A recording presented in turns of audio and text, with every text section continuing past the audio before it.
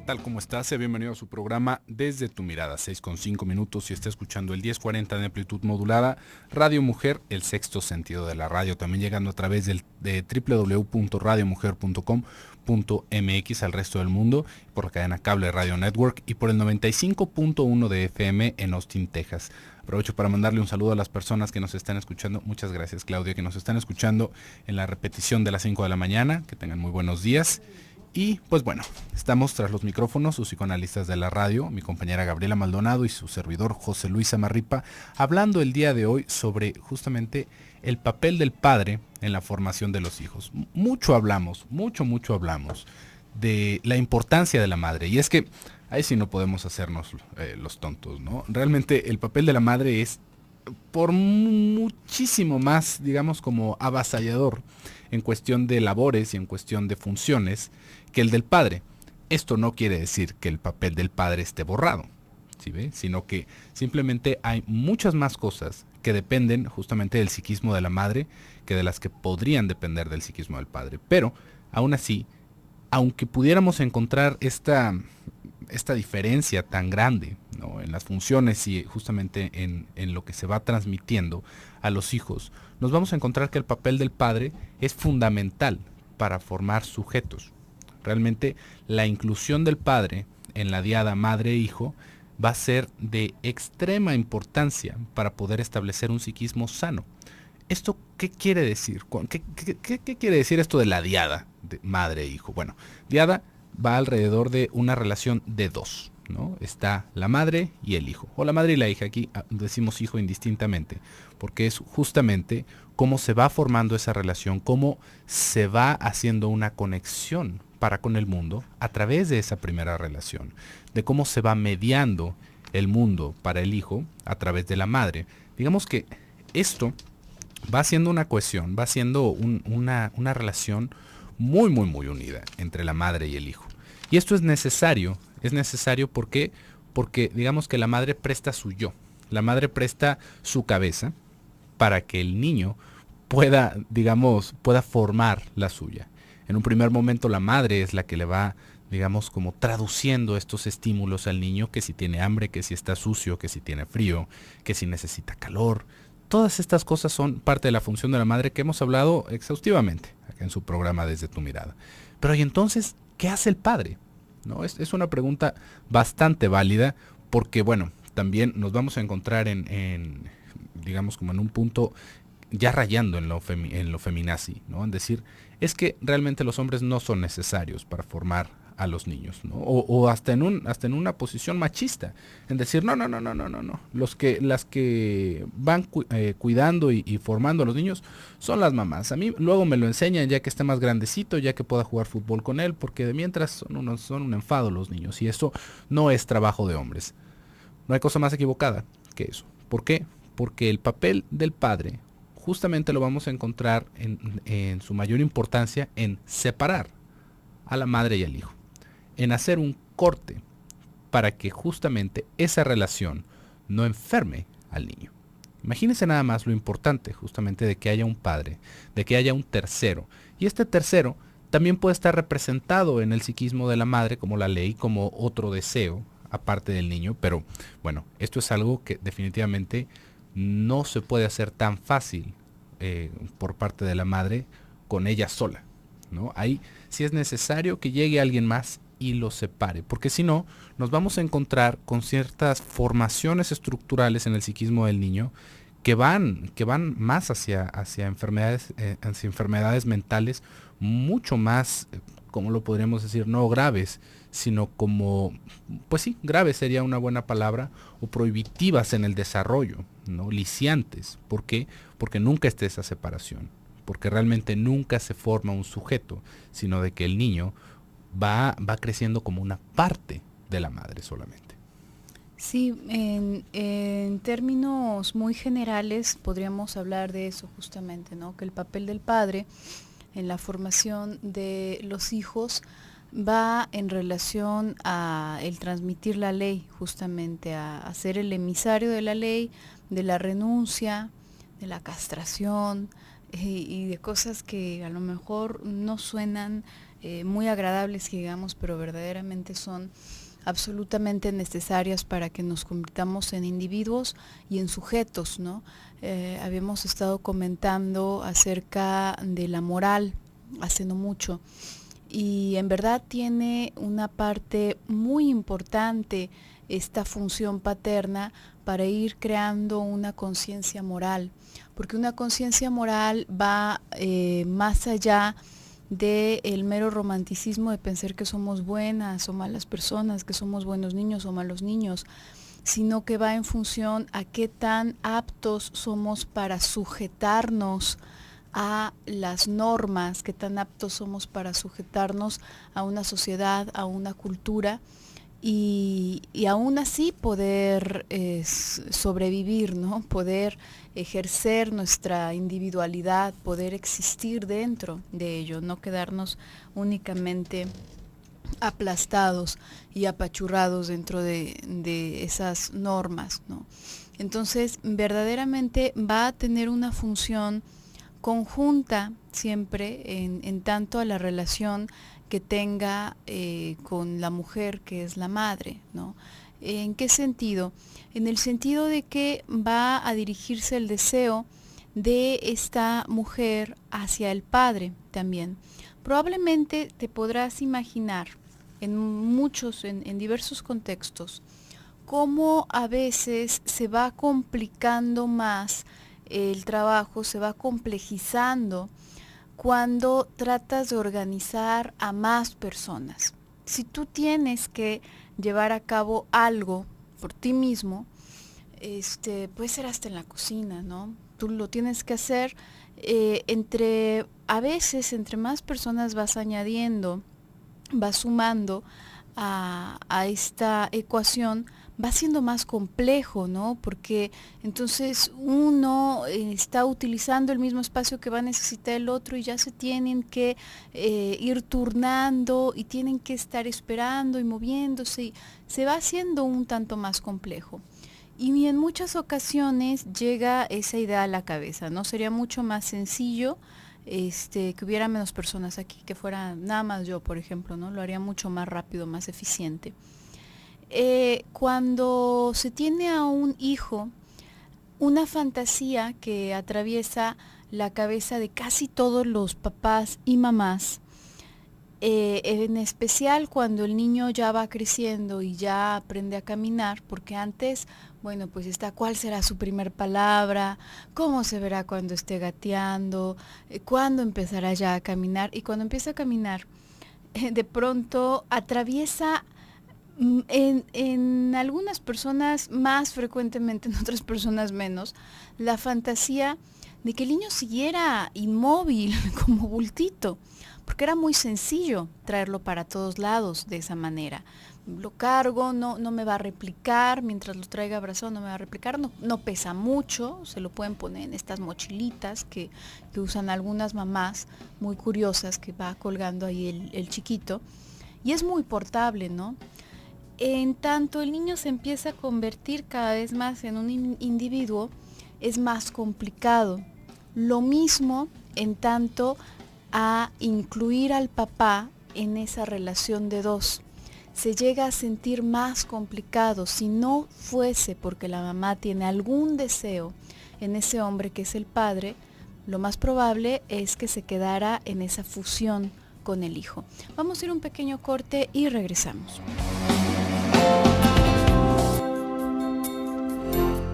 Ya estamos de regreso en su programa Desde tu Mirada. Le recuerdo que tenemos un número de WhatsApp para que usted, un número de celular para que usted se comunique con nosotros por el WhatsApp. El número es 333-822-3208, y que ya también estamos en la sala de chat de Desde tu Mirada en www.radiomujer.com.mx, en la sala de chat de Desde tu Mirada.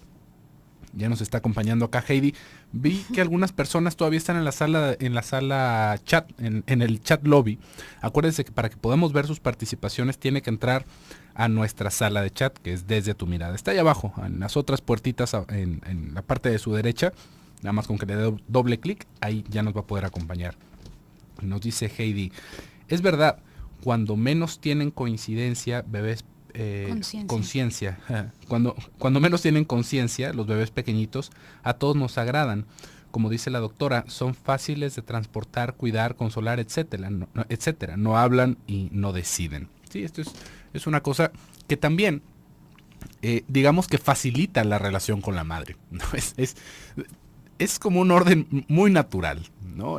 Digamos que es un amor incondicional ante la falta de voluntad del niño, ¿no? Ante la incapacidad de decir que no de esa criaturita y de conocer a otras personas en el mundo, ¿no? Esto es lo que va haciendo tan fuerte ese primer vínculo, y es necesario que se haga un vínculo tan fuerte en un primer momento. Por eso también nos vamos a encontrar con este momento, como lo podríamos decir, de desilusión de los niños y a veces de los padres, ¿no? Que, bueno, se va creciendo y se piensa que la mamá es la mujer más buena, que es la mujer más hermosa, que el papá es el hombre más fuerte, más inteligente.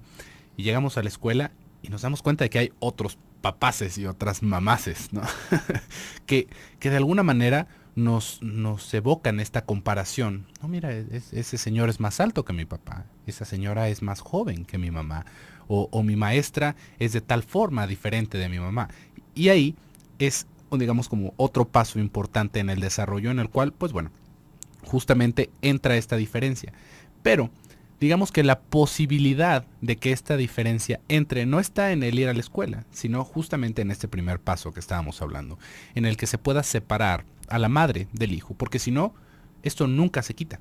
¿Sí ve? No importa que estemos en un estadio lleno de personas, esto nunca se quita. ¿Por qué? Porque no está la posibilidad de ver hacia afuera. Esto es algo bastante profundo si lo pensamos con detenimiento. El que la madre permita separarse al hijo es lo que le da la posibilidad de ver el exterior, de vivir de una manera diferente. Porque si no, pues simplemente se queda la persona así como estos niñitos, portables, siempre cerca de nosotros, sin poder de decisión. Y esto lo vemos en adultos. Esto es muy fácilmente detectable en adultos, cuando nos damos cuenta de que alguien está haciendo o no está haciendo su agenda alrededor de lo que le diga su madre, ¿no? Es que, bueno, ¿cómo voy a hacer si mi mamá no me da permiso? Y volteamos a verle las barbas al compañero y decimos, ¿que tu mamá no te dé permiso? ¿No? ¿Cuántos años tienes? No, bueno, es que estoy en su casa y son sus reglas. Fíjese cómo nos vamos dando explicaciones como adultos. Entonces, ¿qué pasa mientras sigas compartiendo tal vez un espacio con tu madre? Entonces tú no puedes decidir a dónde ir o a qué hora llegar. No, bueno, es que son sus reglas. Fíjese cómo es imposible justamente hacer una reflexión de decir, oye, bueno, sí es cierto, ¿no? Y estoy como medio peludón para que me estén poniendo mis horarios, ¿no? Tal vez podré respetar ciertas cosas, y es más, hasta pensándolo bien, que sigo haciendo ahí, ¿no? ¿Cuál sería la necesidad? Pero podemos ver cómo esa misma oscuridad nos puede ir nublando en decir, bueno, es que yo sigo ahí porque es muy cómodo, no porque ahí tengo todo. Fíjese nada más. Así como los bebés, ahí tengo todo. Ahí tengo comida con mamá, ahí tengo calor, tengo techo, tengo todas mis comodidades. Ya estaremos muy adultos, andaremos manejando carros, teniendo trabajos muy importantes, pero no se nos quite esa mentalidad infantil de que mi mamá me lo va a dar todo, ¿no? Y esto se puede transformar en una realidad, ¿sí ve? ¿Por qué? Porque la madre no frustra al niño, no frustra al hijo, con tal de que el hijo busque otras cosas, que justamente ese es el papel del padre. El papel del padre lo podríamos representar en ese principio. Es que mi mamá me da todo, es que mi mamá es la mamá. A ver, muchachito o muchachita, su mamá es mi esposa, su mamá es mi mujer, y usted no se va a poder quedar aquí para siempre. Así que, a ver, váyase con sus amiguitos, porque nosotros vamos a platicar cosas de adultos, porque nosotros vamos a salir, y usted no puede acompañarnos. Y ahí el niño, bueno, se le rompe el corazón. Y a la mamá se le rompe todavía más el corazón y quiere agarrar a bolsazos al hombre. Pero, mientras esté el deseo también de la madre de seguir con su esposo, esto se supera. Esto, de alguna manera, el hombre ahí entra a cargar un poquito a la mujer, a separarla, a ayudarle a separarse. Y que sí, el niño se va a quedar desconsolado, llorando, y es que le dan pesadillas y se queda solo en la noche. Pues hasta el momento yo no he sabido de nadie que muera por pesadillas, ¿sí ve? Pero sí he sabido de muchas personas que cargan una enfermedad mental gravísima porque no se les puso ese primer límite. Eso sí se lo puedo decir. Entonces, fíjese justamente cómo está este equilibrio y la importancia. Así pudiéramos nada más mencionar esa sola parte del papel del padre, con eso tendríamos. Claro, porque digamos, una persona por sí misma, y bueno, hay muchas mujeres a quienes les toca por diversas circunstancias criar solas a sus hijos. Y hay, digamos, hay variantes, no significa que necesariamente si la mamá está haciéndose cargo por sí sola de los hijos, entonces algo malo va a suceder, ni tampoco significa que si el papá está físicamente presente va a servir de algo. También puede estar físicamente y no cumplir con ninguna de sus funciones. Claro. Entonces, eso tendríamos que subrayarlo. Pero sí es importante pensar que para la mamá por sí sola, digamos que es casi como irse en automático, hacerlo del modo más fácil. Hace un momento esto que nos comentaban también aquí en el chat, ¿no? Es verdad, no son portables, no se quejan, no alegan, etcétera. De la misma manera, cuando son solo dos, cuando son solo la mamá y el hijo o la mamá y los hijos, todo aparece como que la organización es muy sencilla, porque se hace lo que la mamá dice, básicamente.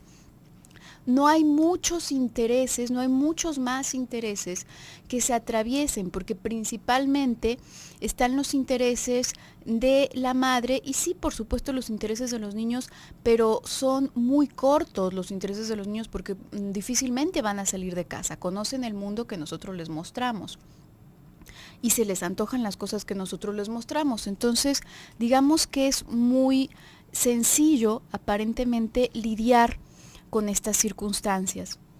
Aún con nosotros mismos, ¿no? Cuando no tenemos elección alguna, pues es muy sencillo, nos vamos derecho, ¿no? No hay un camino a la derecha, un camino a la izquierda, es un solo camino, entonces lo tenemos muy sencillo. Pero cuando vamos añadiendo más ingredientes a nuestra vida, más factores, más personas, entonces esto se va complejizando. El hecho de que en el psiquismo de la mamá y en el deseo de la mamá esté incluido no solo los hijos, sino también el padre, le genera una cierta complicación, una complicación muy productiva, por cierto, muy necesaria también. Y esta complicación es, sí, por supuesto, quiere a sus hijos, pero también quiere pasar tiempo a solas con su esposo. También lo desea a él, también tiene ganas de platicarle a él, también está un poco enfadada de estar todo el día con juegos de niños y cosas de niños, y también hay cosas que quisiera compartir con el esposo, con los amigos, en su vida personal en general.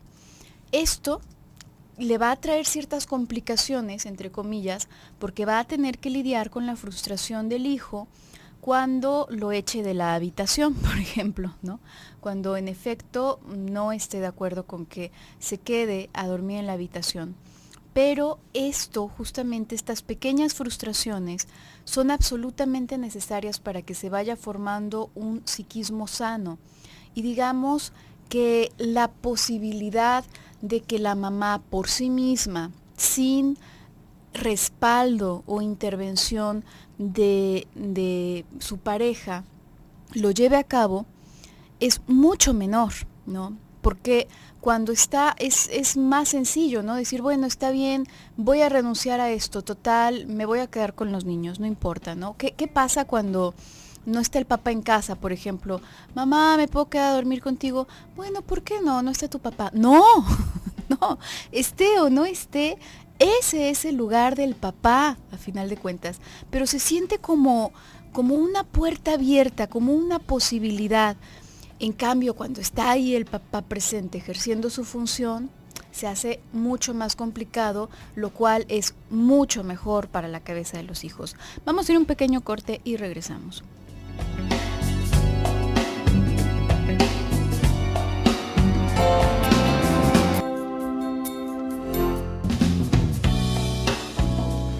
De regreso en su programa Desde tu Mirada y ya tenemos participaciones. Les recuerdo que tenemos nuestro WhatsApp, el número es 333-822-3208. Nos están diciendo: hola, felicidades por su programa, le quiero comentar ¿qué pasaría si el padre tiene poca o mucha autoridad ante sus hijos? Gracias, sus programas me dejan mucho conocimiento. Qué gusto. Qué gusto. A ver, ¿qué pasaría si el padre tiene poca o mucha autoridad? Pues son escenarios muy distintos, ¿no? ¿Qué pasa cuando el padre es extremadamente autoritario y qué pasaría cuando el padre está borrado? Que tú también ya estabas mencionando un poquito de esto, Gaby. No es la presencia del padre, ¿sí ve? La presencia ayuda mucho, pero no es solamente que esté ahí parado el monigote, sino que tenga autoridad, que tenga poder de decisión, voz de comando, como se dice por ahí, ¿no? Entonces, aquí tendríamos que pensar que si el padre no tiene autoridad, el padre está borrado. Y esto es otra cosa, digo, hasta intentando hablar del importantísimo papel del padre, nos vamos a encontrar con el importantísimo papel de la madre. El padre podrá hacer muchas cosas, pero la madre tiene que dar entrada al padre. ¿Sí ve? Esto es algo que, bueno, nos puede costar un poquito de trabajo pensarlo, ¿no? Porque a veces decimos, es que la mamá está haciendo esto o está haciendo aquello con los niños. Si la mamá no quiere soltar a los niños, no los va a soltar. Entonces hay que pensarle desde antes a lo que nos estamos metiendo, ¿sí ve? Y hay que ir planteándose desde antes cómo es que se va a formar esa familia, si es que se quiere formar una familia. Porque realmente si le apuntamos a la justicia, yo realmente ahorita ni siquiera me viene a la cabeza, Gabriela, algún caso en el que la patria potestad quede en el padre. Y mire que he sabido de casos atroces, ¿no? Atroces en donde la madre entra en un descuido terrible con los hijos y aún así la patria potestad queda con ella. Entonces, realmente qué puede hacer el padre si no le da entrada a la madre? Ahí ya tendríamos que plantearnos desde antes cómo es que se fue conformando esa relación, porque tendríamos que ver cuál es el papel de ese niño en nuestra relación. Ese papel, el papel del niño es ser un fruto de nuestro afecto, porque si es un fruto de nuestro afecto, nos vamos a dar cuenta de que es un proyecto conjunto, ¿no? Digo, estamos hablando de una personita, pero realmente es algo que entre dos adultos se puede plantear como un proyecto. ¿Te imaginas que tengamos un hijo? ¿Te imaginas que estuvieras embarazada? ¿Te imaginas? Y de ahí vamos construyendo. Está el embarazo y por supuesto que va a ser un ir y venir, ¿no? Entre que ya no le quiere cambiar los pañales uno, entre que el otro ya no le parece cómo le está diciendo las cosas, pero es un proyecto de dos. Cuando el niño llega por el deseo de uno solo, ¿no? Podríamos pensarlo por el deseo de la madre, por más autoritario que sea el padre, ¿no? Lo quisiéramos ver militar, sólido, hermético, si solamente es el deseo de la madre, el padre no va a tener influencia en el niño, va a quedar borrado justamente de esa pintura familiar, ¿no? ¿Por qué? Porque entonces tú te arreglas porque es tu hijo, a final de cuentas, ¿no? Tú te arreglas porque la que se quería embarazar eras tú. Entonces, ¿ahora qué me estás pidiendo? ¿Qué me estás preguntando? Que lo regañe, que le diga. Y es más, aunque le regañe y lo diga, y aunque haga cosas, solamente queda como un personaje, como un extra en una novela, el padre, ¿no? Tal vez sí, como esta persona que llegaba y me castigaba, pero que aún así la única persona importante era mi mamá, ¿no? Porque ese señor, pues, realmente no se preocupaba por mí, ¿no? Sí, llegaba y me regañaba, me daba de nalgadas, a veces me compraba algo, pero ¿quién era ese señor? ¿Quién era yo para él? Pues no, al final de cuentas no está. Entonces, fíjese cómo ya desde ahí va cambiando toda la situación. No tanto por la autoridad del padre, mucha o poca, sino por el deseo de la madre. Porque también podríamos encontrarnos, ahora sí, en un papel, en un cuadro donde el padre está devaluado, que una mujer busque solamente a un hombre para que le dé hijos. Y puede que el hombre tenga otros planes, ¿no? Puede que el hombre quiera tener una familia grande, numerosa, así como su abuelo y como su bisabuelo y como su padre. Pero fíjese, como la de mi padre, ¿no? No es yo quiero tener una familia, no es yo quiero conformar una familia, sino qué padre, ¿no? Ese carro que tiene esa persona o esas chanclas que trae esa persona, pues me voy a comprar unas iguales. No hay, digamos, no sería como el resultado de algo más, sino como querer tener la meta de una persona aparte, ¿no? Y ya desde ahí, fíjese cómo la mujer puede emparentarse con una persona de estas, ¿no? Con una persona que tenga esa meta y pues los hijos son de ella, ¿no? Sí, la familia es del otro porque, bueno, nos mantiene, nos hace, pero a final de cuentas a la que quieren es a la mamá, ¿no? Porque el padre, bueno, pues imagínese, para mantener una familia de 8 o 12 personas, pues por supuesto que tenía que andar como pirinola en todos lados. Y una vez más, el deseo de la madre eclipsa lo que pudo haber pasado con el padre, con el papel del padre. Por más buena intención que se tenga, si el deseo no está empatado entre los dos, y que esto, pues tristemente es una generalidad, ¿no? Por eso es que hay tantas cosas, por eso es que de alguna manera nos vamos encontrando con tantos problemas, con tantos traumas alrededor de la infancia, ¿no?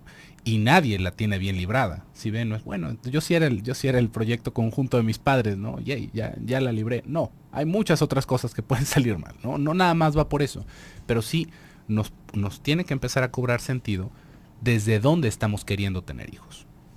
Sí, y en ese aspecto que nos comentan vía WhatsApp, que el padre tenga nula autoridad, bueno, justamente va asociado a esta autorización que les otorgue la madre para acceder al padre, ¿no? A los hijos.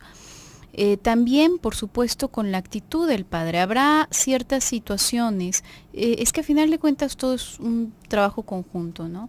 Habrá ciertas situaciones en que la madre puede hacer y deshacer, pero si el padre se planta en su lugar y de verdad tiene un deseo importante hacia sus hijos, va a luchar por los hijos también, porque este quedarse en esa postura tan cómoda, bueno, es que ella no quiere que me meta en nada absolutamente y ella me hace un lado, están en mi contra, ellos no me quieren, mira nada más cómo hacen alianza y me tratan feo, son niños, ¿no? Son niños, no nos podemos poner a ese mismo nivel, a final de cuentas, los intentos y el interés que tenga el padre sobre esas criaturas, si bien quizás puede parecer fútil en lo inmediato, sí deja una importante marca, un punto de referencia importante para los hijos, al cual quizás van a recurrir hasta el futuro, ¿no? Quizás en ese mismo momento, instantáneamente, no se pueden permitir acceder a él si la madre no lo permite, porque no se pueden arriesgar a perder a su mamá afectivamente. Pero probablemente más adelante, si en verdad hubo ese esfuerzo, bueno, entonces esto funcionará como punto de referencia. Cuando tiene mucha autoridad, y mucha autoridad, no sé si lo digas en un sentido negativo, como pensar en una persona exageradamente autoritaria, como pensar en alguien que raya casi en lo violento, aunque no sea la violencia física exactamente. Esto lamentablemente da el mismo resultado que no hubiese habido padre, porque una de las funciones del padre, muy importantes, que no se pueden suplir con ninguna otra cosa, es la identificación, es la posibilidad de identificarse con un hombre, tanto para mujeres como para hombres, quiero decir, tanto para los hijos varones como para las hijas. Esta posibilidad de identificarse con un hombre, de conocer a un hombre en ese sentido, no va a ser posible si no está ahí un padre presente física y psíquicamente, ¿no? Y afectivamente también.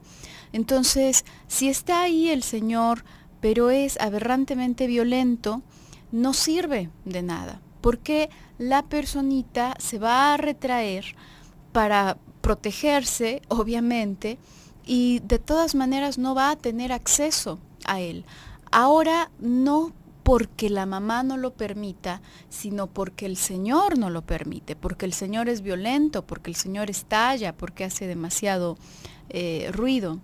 Ahora, tendríamos que pensar no nada más en ese sentido, en esta retirada que harían las personitas, los hijos, a propósito de un padre autoritario, sino también en qué es lo que este Señor verdaderamente les puede transmitir a los hijos desde esa postura. Vamos a retomar otras participaciones que han ido llegando regresando del corte. Te recuerdo nuestro número celular, si quieres enviarnos un mensaje de WhatsApp, es el 333-822-3208. Volvemos.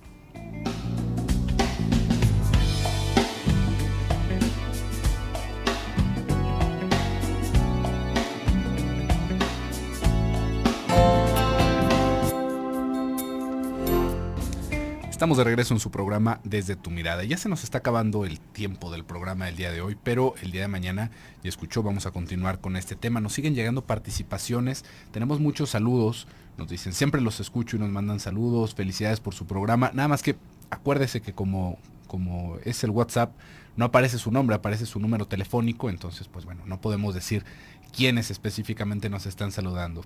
También tenemos otra participación que nos están haciendo llegar, nos dicen, muy interesante el tema de hoy, ¿es mi imaginación o los padres en realidad somos más cariñosos con las hijas que con los hijos? Me gustaría saber si en su opinión eso es malo. Desde luego que no hablo de dos extremos, ¿no?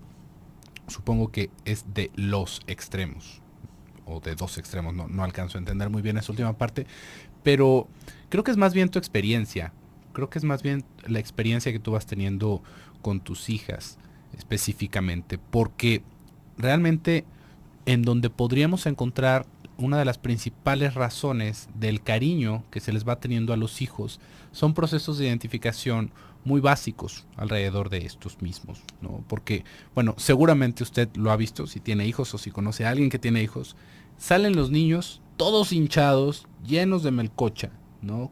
Con los ojos así dándoles para un lado, si no pueden sostener la cabeza, sus manitas hinchadas, las uñas largas, y no falta quien diga, es que es igualito a mí. Y uno dice, ¿cómo? ¿No? Sí, ves que su nariz es idéntica, es la de la familia, ¿no? Es un retrato hablado. Y uno dice, no, realmente no se puede parecer a ti, todavía está hinchado ese niño, ¿no? Todavía no se le endurece ni la molleja, ¿no? Digo la mollera, como para que, la molleja, ¿qué tal? Ya les estoy poniendo partes extras a los niños. Todavía ni se le endurece la mollera al niño, ¿no? Pero nosotros ya los vemos igualitos a nosotros. ¿Realmente qué es lo que podemos? Ya, hemos perdido a Gabriela con mi lapsus. ¿Realmente qué le vemos a los niños? ¿O qué es lo que nos dan los niños para que los queramos, ¿no? Con los adultos en una relación de pareja como que nos puede quedar muy claro, ¿no? ¿Qué es lo que me está dando mi pareja? Bueno, pues mi pareja me está permitiendo compartir su compañía, mi pareja me tiene un lugar especial en su vida, mi pareja, bueno, cualquier cantidad de cosas, ¿no? Compartimos intimidad, pero los niños, ¿qué hacen, no? A final de cuentas, los niños se babean por como el primer año de su vida encima y se defecan encima y nos toca a nosotros limpiar. ¿Qué les vemos de cariño a los niños, no? Como por qué querríamos a una criaturita que lo único que hace es darnos responsabilidades y ya mucho tiempo después nos empieza a reconocer, ¿no? Porque ese es uno de los grandes logros de los padres, ¿no? Que entramos al cuarto y que nos voltean a ver papá o mamá. Imagínese, ¿cuánto tiempo tuvo que pasar para que nos dieran ese gusto? Y antes de eso, ¿qué es lo que nos hace quererlos, ¿no? Una vez más nos vamos a adentrar a las razones del inconsciente y podríamos entender desde un punto de vista que hay procesos de identificación que nos permiten encariñarnos de esos niños, más allá de lo que hagan, porque pues, no hacen otra cosa que borucas realmente, ¿no? Más allá de eso, lo que nos va a permitir encariñarnos en un principio es nuestro deseo narcisista de haber tenido ese niño, ¿no? Y no lo tome a mal, no es porque, ay, Dios mío, el narcisismo, no, porque eso está encarnado nuestro deseo en ese chamaco, ¿no? ¿Cómo no lo vamos a querer si nosotros lo trajimos al mundo, ¿no? Nosotros lo hicimos, ¿cómo no lo vamos a querer, ¿no? Podríamos pensarlo hasta cuando cocinamos algo y nos queda monstruoso, bueno, pero a nosotros nos sabe a gloria, ¿no? O a nuestra pareja le sabe a gloria. Desde ahí va esa parte del deseo narcisista. ¿Por qué? Porque está investido de nuestra libido, ese niño. Por eso es que lo queremos.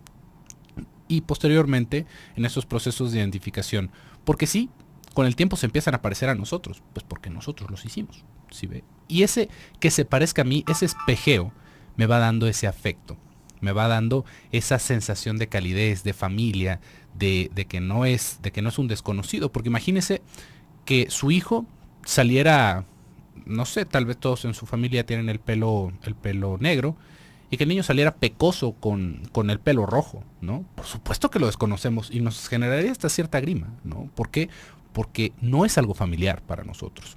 Entonces, respondiendo acá a tu pregunta, si es bueno o es malo, realmente hay muchísimas cosas que están involucradas como para que queramos a uno o a otro más que a los demás, ¿no? O a los niños que a las niñas. Especialmente, por ejemplo, podría pensar que se les tiene un afecto distinto a las niñas por parte de los padres porque las vemos extremadamente delicadas, ¿no? Y sentimos que las podemos chiquear. que podemos hacernos como más cariñosos con ellos que con los niños, porque bueno, tristemente ahí hay como ciertos conflictos culturales que si le hacemos cariñitos a un niño, no falta el que nos diga lo vas a hacer maricón, ¿no? O que nosotros nos sentimos que nos empezamos a afeminar. Entonces, creo que es más fácil acercarse de una manera afectuosa a las niñas, pero no es el caso generalizado. Y mira, nos dice, muy cierto, muchos dicen que mi hija se parece a mí desde que nació. Por aquí también nos están compartiendo, siempre he visto que los papás se derriten por la hija, indudablemente, anónima. Y acá están, buenísima la molleja, saludos de Adriana desde Seattle. La molleja, hombre. Saludos. La molleja es la parte de los pollos, ¿no? Sí, donde sí. Ya le digo que ya hice una mutación extraña. Y bueno, aquí en relación a esta participación que nos hacen, hay una cuestión importante a propósito de todo el proceso en el que se va creando una personita, ¿no? Hace un momento yo comentaba, es fácil que si hay algún conflicto entre mamá y papá, se hagan alianzas y es también muy fácil que los hijos se inclinen hacia la mamá, sobre todo los muy pequeñitos, porque la necesitan mucho, ¿no? Porque es en la cabeza como la fuente de todo bienestar. Entonces aquí la postura que se tome de parte de cada uno, de parte de los padres, por ejemplo, está el padre que puede achacárselos, ¿no? Es que no me quieren, mira cómo me trata, etcétera. Y esto es como ponerse al nivel de. En el caso que tú mencionas, me hace pensar en esta cuestión edípica por la que atravesamos todos en determinado momento de la vida y que los papás, bueno, pues se vuelven a encontrar con esto ahora en sus hijos, ¿no? La hija tiene, y es un proceso verdaderamente complejo que no vamos a alcanzar a desglosar por completo, no ocurre tan directamente como estoy a punto de decirlo, tiene que dar muchas más vueltas, en especial para la mujer que en el caso del varón, pero así como el niño tiene este enamoramiento con la mamá y empieza a desarrollar unos fuertes celos hacia el papá, lo empieza a ver como rival. De la misma manera, la niña, luego de cierto proceso, tiene este enamoramiento con el papá y empieza a observar a la mamá como una rival. Los niños frecuentemente a determinada edad empiezan a molestarse que los papás se abracen, se besen, se chiquen. Si ellos están juntos, quieren sentarse en medio de los papás o ya jalan a uno, al otro, ven, acompáñame, para romper con esos celos que sienten, ¿no? Entonces, esto de ser interpretado otra vez, si los padres lo asumen en una postura donde en verdad se asumen como rival o asumen como un desamor de un adulto hacia su persona, ya sea el lado del hijo o de la hija, en el caso de la mamá o del papá, esto sí sería una complicación. Vamos a pensar que no sé si tengas también un hijo, pero vamos a pensar en una situación hipotética que el hijo es muy pegadito a mamá, ¿no? Y le hace fuchi al papá y para todo, no, papá no, y yo quiero a mamá, y el otro lo trata de tranquilizar cuando está llorando y le patalea y yo quiero a mi mamá, etcétera. Y el señor se enoja, ¿no? Y dice, es que con este niño yo no me puedo llevar, es mucho más afable mi niña. Entonces, tú quédate con el niño, yo me quedo con la niña porque no nos llevamos así. Si hacemos esto, estamos como poniéndonos a un nivel, tratándolos al nivel de un adulto que nos estuviese dirigiendo esa clase de ofensas, entre comillas. Y esto sí puede repercutir en el sentido de que alimenta la fantasía, tanto en el caso del niño como de la niña, de que en verdad podemos ser nosotros dos y podemos deshacernos del otro miembro de la pareja, cuando en realidad la pareja original y la única pareja que va a seguir existiendo en tanto esa familia son los papás. Los demás son hijos. Por el día de hoy se nos ha terminado el tiempo del programa. El día de mañana estaremos retomando. Yo me despido, soy Gabriela Maldonado. Yo soy José Luis Amarripa. Que tengan muy bonita tarde y nos escuchamos el día de mañana en punto de las 6. Hasta entonces.